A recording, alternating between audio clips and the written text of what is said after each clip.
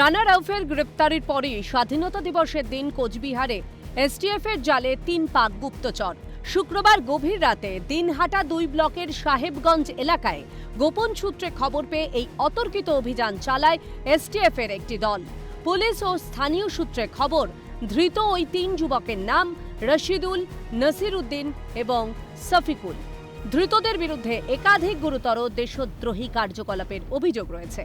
প্রাথমিক তদন্তে জানা গিয়েছে, এই ৩ যুবক ভুয়ো নথিপত্র ব্যবহার করে ভারতীয় সিম কার্ড অবৈধভাবে বাংলাদেশ হয়ে পাকিস্তানে পাচার করার সঙ্গে যুক্ত ছিল।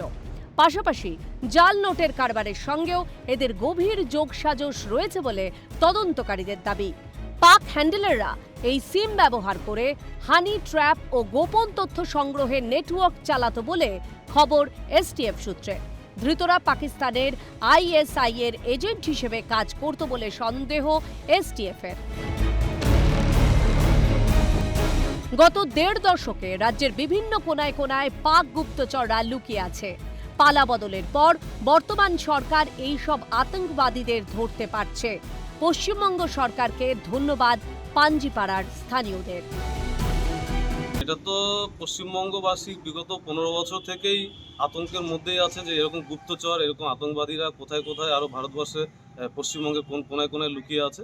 কিন্তু এর জন্য আমরা পশ্চিমবঙ্গ সরকারকে ধন্যবাদ জানাবো যে পশ্চিমবঙ্গে ভারতীয় জনতা পার্টির সরকার প্রতিষ্ঠিত হওয়ার পরেই এরকম পাকিস্তানি গুপ্তচর এবং আতঙ্কবাদীরা কোনায় কোনায় ধরা পড়ছে। তদন্তকারী সূত্রের খবর, কিষানগঞ্জের পার্শ্ববর্তী পাঞ্জিপাড়া এলাকার দেওনায় অবস্থিত শফিকুলের শ্বশুরবাড়ি।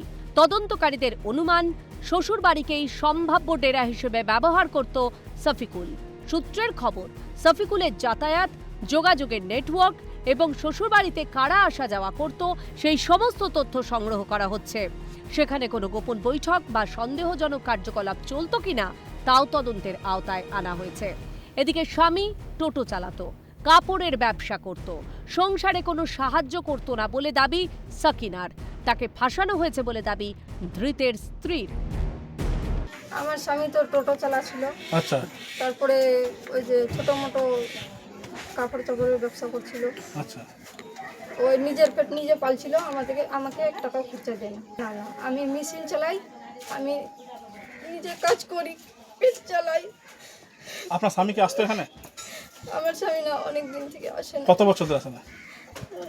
2 বছর থেকে আসে না। আপনি জানতেন না কিছু? না, হ্যাঁ, না, ওই কাজ করে না, ওকে কেউ ফাঁসাইছে। অনুপ্রবেশ হলো বিনা যুদ্ধে ভারত দখলের ছক। যারা এই দেশের ক্ষতি করার চেষ্টা করছেন তারা অনুপ্রবেশকারী ছাড়া কিছু না। মন্তব্য বিজেপির প্রধান মুখপাত্র দেবজিৎ সরকারের। শুধু বাংলাদেশি এবং পাক সিমই নয়, প্রচুর ভারতীয় সিমও তাদের কাছ থেকে নাকি পাওয়া গেছে এবং সেই সিম কাউন্টার পার্ট তাদের যারা ওই সব দেশে রয়েছেন তাদের কাছে থাকতো এবং এখান থেকে সহজেই তারা তথ্য পাচার করতেন। প্রসঙ্গত উল্লেখযোগ্য যে 80-র দশক থেকে বিজেপি এই অনুপ্রবেশকারী বাংলাদেশি অনুপ্রবেশকারীদের সম্বন্ধে বিভিন্ন সংস্থা এবং কেন্দ্রীয় সরকারকে প্রশাসনিকভাবে ইনফরমেশন দিতে থাকে এবং উল্টো দিকে রাজনৈতিকভাবে সেই সব জিনিস প্রকাশ্যে নিয়ে আসে। আমরা রাজনৈতিকভাবে প্রকাশ্যে বলেছি সেই সময় যে এই যে অনুপ্রবেশ তা বিনা যুদ্ধে ভারত দখলের ছক। যেসব মুসলমান রাষ্ট্র পাওয়ার পরেও এই দেশেতে ঢুকে পড়ার চেষ্টা করছেন, এই দেশের ক্ষতি করার চেষ্টা করছেন, এই দেশের অর্থনৈতিক উন্নয়নে থাবা বসাতে চেষ্টা করছেন, তারা অনুপ্রবেশকারী, এতে আমাদের কোনো সন্দেহ নেই। একে একে হামিম মণ্ডল, রানা রাউফ, মোহাম্মদ ইজাজ ধরা পড়েছে এসটিএফ এর জালে। ক্রমে পাক গুপ্তচরের তালিকা দীর্ঘ হচ্ছে। বিচ্ছিন্নতাবাদীদের যে বরদাস্ত করা হবে না তার বার্তা দিয়েছেন মুখ্যমন্ত্রী। তৃণমূল জামানায় সীমান্ত পেরিয়ে আইএসআই সহ একাধিক জঙ্গি গোষ্ঠীর চর বাংলায় ঘাঁটি গেড়েছে বলে অভিযোগ। রাজ্যে পালা বদলের পর নজরদারি তীব্র। অনুপ্রবেশ ইস্যুতে কড়া রাজ্য প্রশাসন। অভিরূপা সাহা, নন্দদুলাল সরকারের রিপোর্ট, ক্যালকাটা নিউজ।